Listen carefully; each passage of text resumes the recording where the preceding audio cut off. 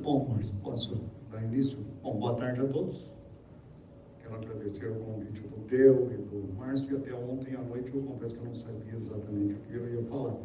Depois da Assembleia, o Márcio me deu o mote, aquela ideia do projeto de médio prazo, e por isso que eu vou falar sobre essa janela temporal da SBFIS, que vai do ano de 2007, 2017, nas presidências dos professores Tadeu Rantin, o Biratã, Aldo, eu, Wagner, Antunes e Maria José, que é a organização do que eu chamo de projeto Rhythms of Life, ou que hoje, esqueci como funciona, que eu chamaria hoje o que era para ser um sonho e acabou não sendo um pesadelo. Já está no lucro, né? Não, está no lucro. Eu explicarei por que não se tornou um pesadelo. Mas a ideia do projeto Rhythms of Life era um projeto de todas as diretorias da SBFIS, desde uma assembleia em 2007, lá em Águas de Lindóia, que a sociedade aceitou o desafio de apresentar uma proposta para sediar o Congresso Mundial de Fisiologia.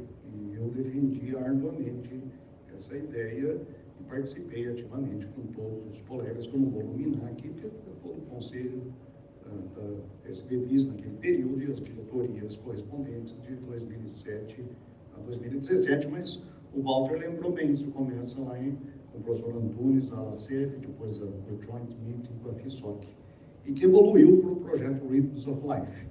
Então, o projeto nós ganhamos lá em Kyoto, a proposta brasileira, venceu a China, que na época era uma potência, hoje ela já não é tão potente quanto era na época, mas a China estava bombando, e nós ganhamos a proposta da China e do Canadá. E o projeto Rhythms of Life ele era muito ambicioso.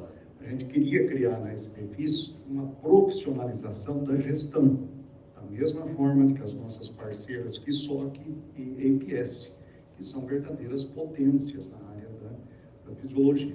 Porque nós, fisiologistas, ao gerirmos sociedades, somos amadores e sempre nós estamos aprendendo. Nós que estamos aqui há muitos anos, a gente vê, e é natural. Todas as diretorias querem aprender e nós não temos memória de gestão. Só que profissionalização, para ter um executivo, um CEO, gerindo uma sociedade, custa dinheiro. Uma secretária bilíngue, muito dinheiro. E nós não temos fonte editorial. Nossa fonte única de renda é os membros da unidade e os congressos. Então, veja, nesse congresso nós queríamos trazer, como no Japão foram 4.200 pessoas, 1.200 estrangeiros e 3.000 japoneses, nós pensamos, no Brasil nós vamos levar 4.500. Né? Que período era aquele? Década de 2001. O Brasil estava, como a China, bombando. O Cristo Redentor ali, assim, decolando, isso é The Economist, na casa de 2009. Foi quando nós ganhamos o PITS, a proposta lá em Kyoto. Vamos decolar. Só que a década seguinte, o que aconteceu com o nosso pobre Cristo. E nós, ali que começou o pesadelo. Ou seja, nós vamos mergulhar lá na Baía de Guanabara, o que eu dizia, né? O pior, que é o cemitério São João Batista, que é ali pertinho. Eu falei, olha, vai dar confusão. Por que não foi, então, uma tragédia maior ao final? Aqui tem que lembrar, os brasileiros honraram o compromisso. 53% dos participantes, aquela pizza parte azul, brasileiros. A segunda, terceira e quarta delegação, que foram muito grandes, Estados Unidos, Inglaterra e países nórdicos, não foi por acaso, como vocês vão ver depois. E participaram ali, no total, 1.540 participantes, um terço do que nós gostaríamos. Aí o pesadelo poderia ter acontecido. Felizmente não aconteceu. Dos 1.540, 315 speakers que nós tivemos que bancar. Percebe o tamanho do problema? Se tivesse 4.500, bancariam os mesmos speakers, não teriam mais do que isso. Mas um terço pesou. Aqui é importante destacar, o número de speakers brasileiros no evento foi expressivo. Claro, fazer um evento no Brasil, só pagar a conta e não ter a nossa representação como speakers, seria uma tragédia. Seguramente, poucos congressos internacionais, mesmo a UPS, terá uma representação de cerca de 13, 14% dos speakers, o segundo maior número de speakers foram brasileiros. Isso valeu a pena, claro, todos lideranças nas áreas, em diferentes áreas da fisiologia, foram muito bem representados. Os números: o Congresso custou R$1.865.000, isso em 2017. E nós arrecadamos 1.720.000. Aqui não é para prestar conta, não é contabilidade, mas só para dar a ideia do problema. Então, por que não foi uma tragédia? Ainda que isso tenha resultado num déficit de R$145.000. Por que o sonho não se transformou num pesadelo? Por uma razão muito simples. E aí, Márcio, a ideia do projeto de médio prazo. Esses caras fizeram a diferença. E começa lá em Ribeirão Preto, com a Physiological Society, com a American Physiological Society, com a Scandinavian Physiological Society, que nós desenvolvemos ao longo desses 10 anos um número de eventos no mundo inteiro que foi muito impressionante. Foi um dos melhores momentos da minha vida profissional, e todo aquele pessoal que participou da organização, que nós organizamos evento no mundo inteiro com essas 3 grandes sociedades. E eles adquiriram confiança na parceria com os brasileiros. E aí essa questão da internacionalização não é simbólica, isso se traduziu em dinheiro. A APS colocou $150.000, dinheiro que nunca veio para o Brasil. Por quê? Foi para financiar a viagem de speakers americanos ou membros da APS e viagens dos membros para o Brasil. Porque espontaneamente, sem a indução, esses caras não vêm. Nenhum. Se não for convidado e não for speaker, ou mesmo sócio, se não tiver as despesas pagas por alguém, não vem. Então, esse dinheiro, $150.000 da APS, $158.000, no caso, 120.000 pounds, $158.000 na época da FISOC. Se traduziu em inscrições e financiamento. As 3 sociedades juntas financiaram cerca de 30 simpósios dos 59 que tinham no Congresso. Isso deu, no total, R$1.125.000. A Scandinavian também financiou a vinda de vários pesquisadores dos 5 países que ela representa: Finlândia, Noruega, Dinamarca, Suécia e Islândia. Então, ao câmbio de 2, o câmbio era bom na época, $3,31, $340.000, $1.125.000. Isso é dinheiro. Além disso, Márcio, pela sua proposta de ontem, aqui é o projeto estratégico de médio prazo. Aqueles R$145.000 negativos não foi tão ruim, porque tinha um projeto em andamento que foi desde a organização pelo Alto, lá em Gramado, depois o Congresso separado em Ribeirão, o PANAM, que foi uma ideia de se adquirir experiência e atrair o pessoal latino-americano para, não apenas o PANAM, como para o Congresso Mundial. E os congressos, esses congressos todos renderam para a sociedade cerca de R$600.000. Isso deu um colchão que tinha uma margem de manobra. Então, aqueles 145.000, ainda que ele seja do ponto de vista contábil negativo, do ponto de vista do projeto, ele valeu a pena, porque a projeção da fisiologia brasileira e dos fisiologistas brasileiros, especialmente, foi muito positiva. E a SB Física, obviamente, especialmente os seus associados, participou ativamente desse projeto. Teve um congresso aqui, para citar o de 2013, que foi um congresso que rendeu R$200.000 para a sociedade. Veja, um congresso relativamente pequeno, em Ribeirão Preto, R$200.000. O PANAM rendeu R$120.000 porque foi caro, tinha muita gente de fora, muito estrangeiro, distância. Então, alguns congressos aqui, em média, cada um deles deu R$150.000, o que explica aqueles R$600.000, que depois, ao final, esse dinheiro ficou no caixa da SBFIS, que começou, como o Zinho disse, a receber a caixinha zerada. O ALACF e a FISOC deu um up, e aí esse projeto, o Congresso Mundial não deu lucro nenhum financeiro, mas esse projeto de médio prazo, ele se traduziu em R$600.000, que passou o caixa da SBFIS para alguma coisa em torno de R$700, R$800.000 na época. Então, o pesadelo não aconteceu. Se não tivesse esse projeto de longo prazo, que a proposta inicial do BID foi o Sim que montou lá no Rio, a proposta que foi levada depois lá para Kyoto. Então, se não fosse um projeto de toda a sociedade, porque uma diretoria não dá conta, 2 anos, você vai fazer o quê em 2 anos? Se não tiver um projeto de médio prazo, um horizonte lá, como era esse caso, de 10 anos, a sociedade não consegue. Pode lembrar, quando eu peguei a sociedade brasileira, tinha um caixa, a SBFIS, ela tinha um caixa, eu acho, de 40 e poucos mil. O Antônio deve ter... Hein? Eu peguei com 20 mil. Dobramos, então. Ontem o Márcio falou que tem 1 milhão em caixa. Ou seja, então, Márcio, essa ideia, a partir de ontem que eu montei essa apresentação, que esse acho que é um bom exemplo para a sociedade de projetos internacionais de grande dimensão, porque se você analisar o custo de um projeto desse, o orçamento lá, a SBFIS bancou 20 dos 59 simpósios. As 3 parceiras bancaram 31, na verdade. Outros foram bancados por diferentes journals e diferentes entidades que deram menor contribuição do que as 3 grandes. Então, na verdade, foi um consórcio internacional que eu acho que esse é o caminho das sociedades científicas. Porque sociedades científicas, não só a SBFIS, a EPS, a FISOC, estão lá continuamente discutindo que a fonte de renda daquelas grandes sociedades é o mundo editorial.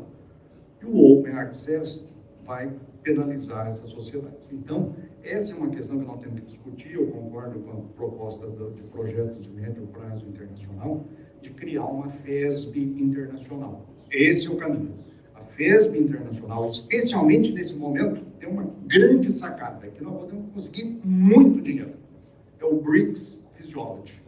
O BRICS, como vocês estão vendo, o BRICS está em plena expansão. Podemos até não gostar do perfil ideológico dos novos companheiros dos BRICS, mas esse é o mundo que nós temos que incluir junto com os nossos parceiros tradicionais, Scandinavian, APS e FISOC, e aí nós vamos fazer a fisiologia mundial sem perder a identidade de cada uma das sociedades, como a nossa, que é tradicional e pode ser pioneira nesse mundo internacional. O nosso Cristo, como sempre, está lá, viuzinho? O nosso Cristo está lá, paradinho, não tomaram abençoado a nossa fisiologia. Era isso que eu queria dizer. Valeu, obrigado.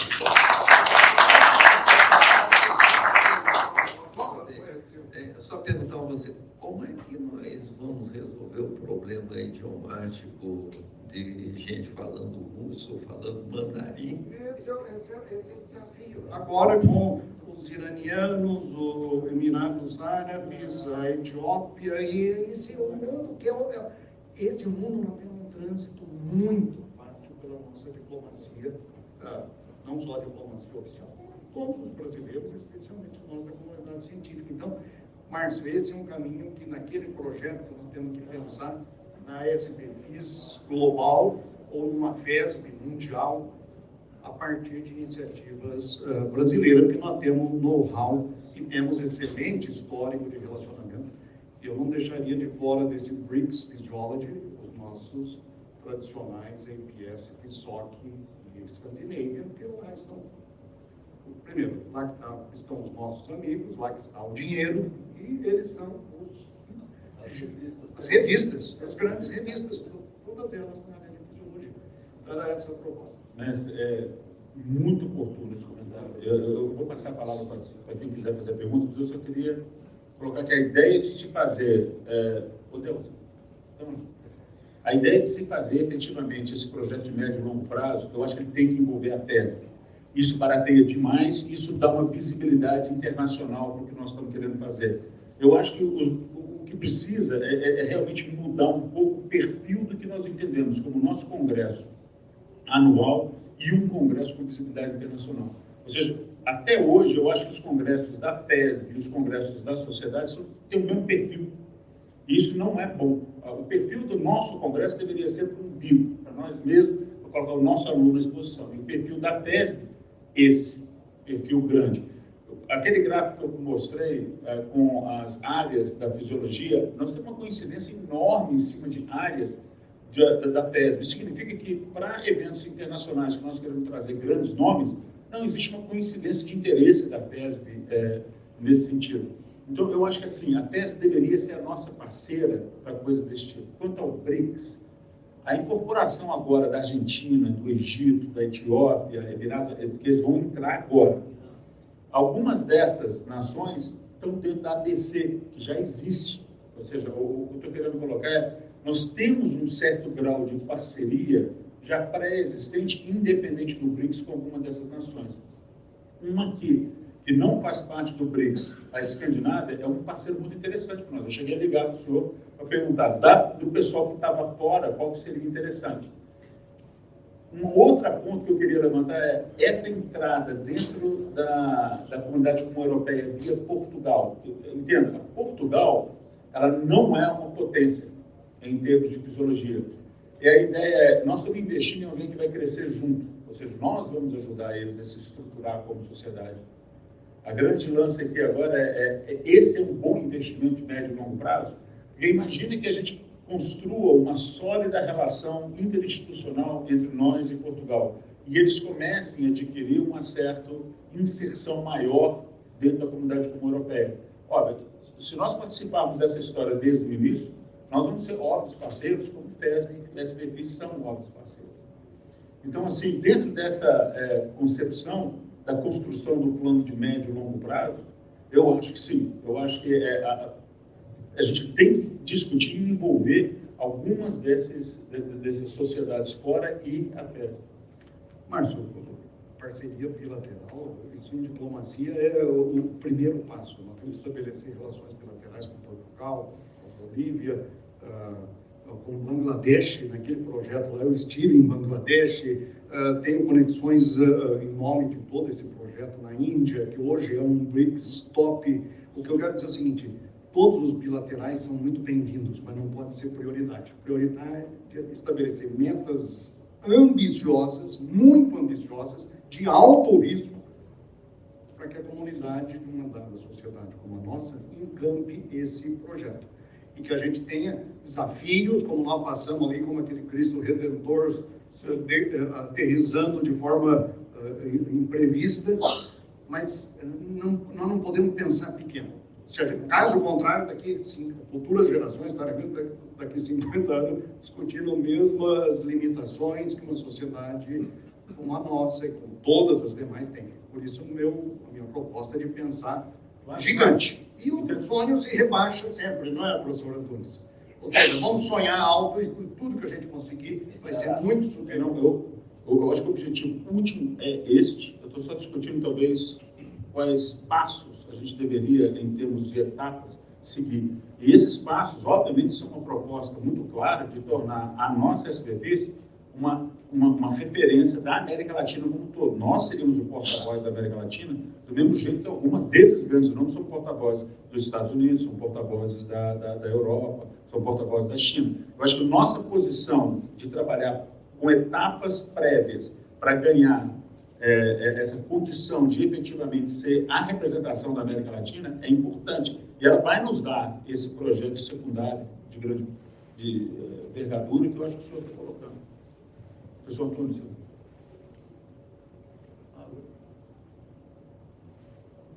A gente está aberto, tá? Quem quiser fazer algum comentário, nós ainda temos mais uns 5 minutos.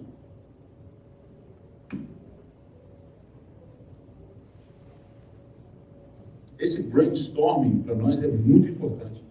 Ele é importante porque ele pode gerar diretrizes secundárias. Mestre Benê, muito boa a sua apresentação e o seu sonho. Eu acho que nós devemos perseguir mesmo isso. Agora, isso significa dizer que a gente também deva se preparar para duas coisas. Primeiro, também nos próximos eventos nossos aqui no Brasil, irmos trazendo delegações externas que sejam estratégicas para alcançarmos esse objetivo. E, ao mesmo tempo, também, seja com recursos do MCTI, seja com recursos próprios, também nos prepararmos para enviarmos nossos cientistas, diplomatas, para frequentar também eventos estratégicos que a gente julgue como sendo importantes, porque nada como o contato pessoal pelo qual vocês mesmos já nos ensinaram. Né? Mas me permite uma parte, isso que você está dizendo é fundamental, não obviamente tempo para contar toda a parte do projeto. Nós organizamos eventos SBFIS no Karolinska, com pesquisadores brasileiros que foram lá junto com a Scandinavian. A EPS, nós organizamos dezenas de eventos no Brasil e nos Estados Unidos.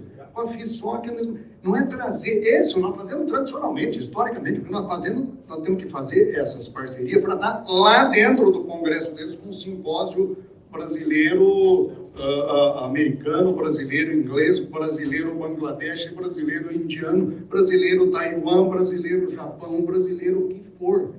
O que eu quero dizer, chega essa história dos indivíduos vivos, chega não, isso deve continuar. Agora, nós é que temos que invadir a praia deles. Caso contrário, meu amigo, não se iluda que nós não, inercialmente, nós temos que provocar, e essas sociedades são muito receptivas. Casualmente, eu tive a honra de testemunhar. Você estava no Karolinska, é verdade, você estava no Karolinska, é verdade. E foi fantástico. Bom, nosso tempo terminou, mas eu queria agradecer profundamente. Eu entendo que assim, tem alguns seminários que têm uma função de dar aula para as diretorias daqui e futuras, né? Então, eu agradeço muito, professor Valtezinho, professor Glauco, professor Benedito Machado, professor Antunes, a presença de várias pessoas aqui, ex-parte de diretoria, estou fazendo o professor Nilson ali, estou vendo. Então, assim, eu queria agradecer muito eu espero poder contar com o senhor para a gente poder montar esse plano de médio e longo prazo, porque isso vai exigir um debate grande dessa comissão para fazer o primeiro draft, mas depois que a gente fizer isso tem que ir para o conselho diretor, que seria essa comunidade mais estendida, para a gente realmente montar quais seriam as etapas, passo a passo, para esse plano ambicioso de efetivamente tornar o Brasil uma potência mundial e uma referência da fisiologia. Muito obrigado a todos por participarem. Vou voltar aí para bater uma foto também. O pessoal que estiver aqui e puder vir à frente aqui, só para a gente poder bater uma foto.